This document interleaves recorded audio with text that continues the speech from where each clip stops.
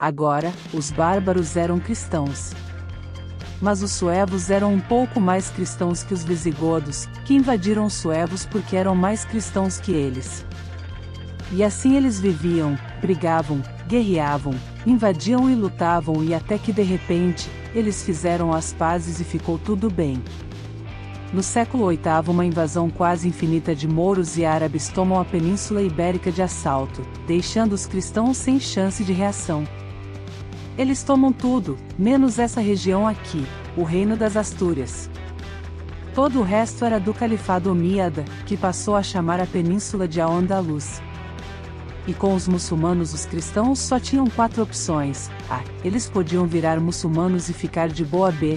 Podiam continuar cristãos, mas eram obrigados a pagar uma multa por isso. C. Podiam ficar com raiva, não pagar essa multa e serem mortos ou escravizados. D. Ou podiam ficar com raiva, não pagar a multa e partir pra porrada. E agora? Qual das 4 opções os cristãos escolheram? Vote nos seus telefones. E assim começa a Reconquista Cristã, em 722 AD na Batalha de Covadonga, liderados por um rei quase mítico, Dom Pelágio. E desse reino, vários outros reinos surgiram durante quase 8 séculos de reconquista.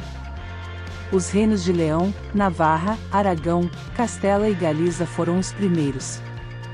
E o Reino de Leão tinha um condado, o Condado Portucalense, que foi entregue a Henrique de Borgonha como dote de casamento da filha do rei, Teresa de Leão.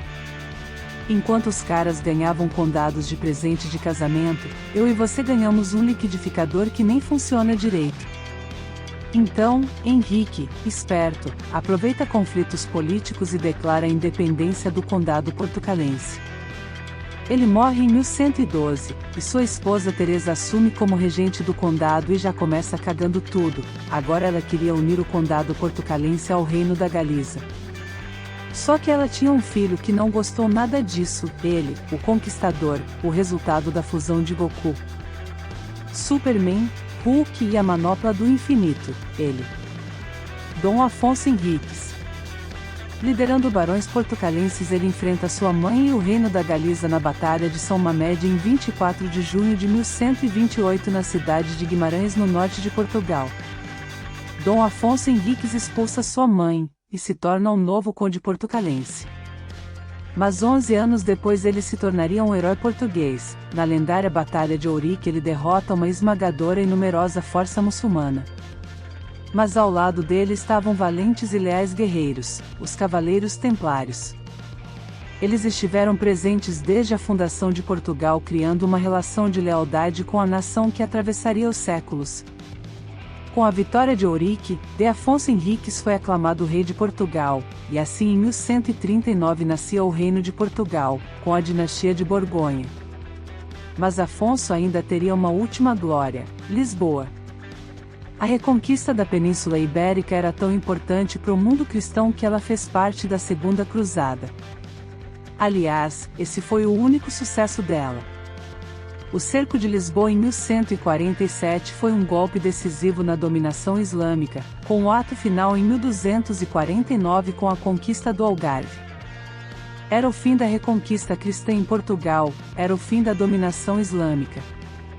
E Afonso III deve ter morrido rindo. Ele deixou Portugal livre dos mouros, unido como um estado forte e estável, e ainda deixou ele, seu filhinho, o primeiro nerd português, Dom Dinis I, amante e incentivador das artes, cultura e arquitetura, diplomata, fundador oficial da língua portuguesa e da Universidade de Coimbra, uma das primeiras universidades da Europa. Em termos simples, Dom Dinis I está para Portugal assim como Dom Pedro II está para o Brasil. Se os dois existissem na mesma época eles iam dominar o mundo, fácil, e ele dentre todos os reis da Europa foi o primeiro a proteger e preservar o legado dos cavaleiros que ajudaram a criar sua nação, os Templários. Ciente da trama do Papa Clemente V e Filipe IV de França de confiscarem todos os bens dos cavaleiros, ele desafiou todas as bulas papais que ordenavam a prisão e execução dos templários como a de Providam e a Vox em seu si. Os templários estiveram ao lado de Portugal durante todos esses anos. Agora seria a vez de Portugal estar ao lado deles.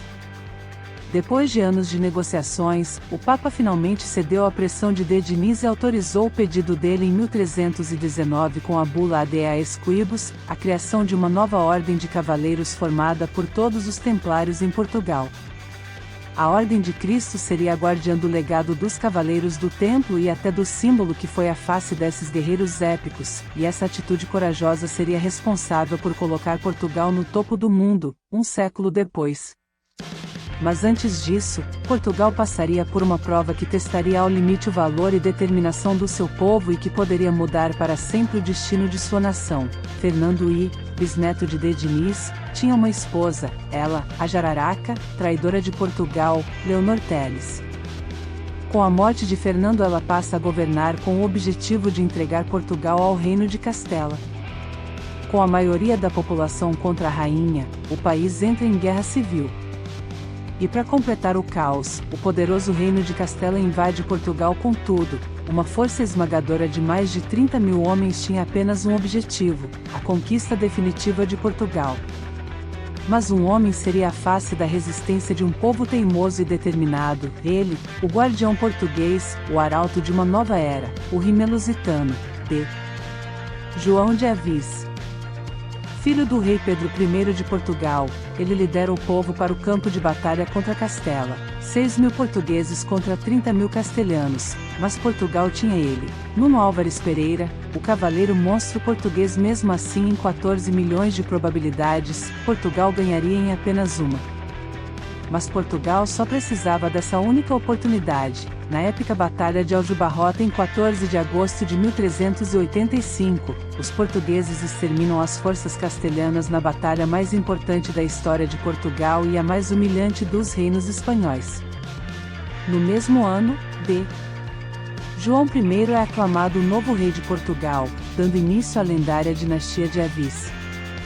Essa mesma dinastia não só salvou a história de Portugal, mas nas décadas seguintes seria responsável por mudar a história da humanidade para sempre. Por favor, curta o vídeo, compartilhe e deixe seus comentários para criar engajamento. Um abraço e até o próximo vídeo.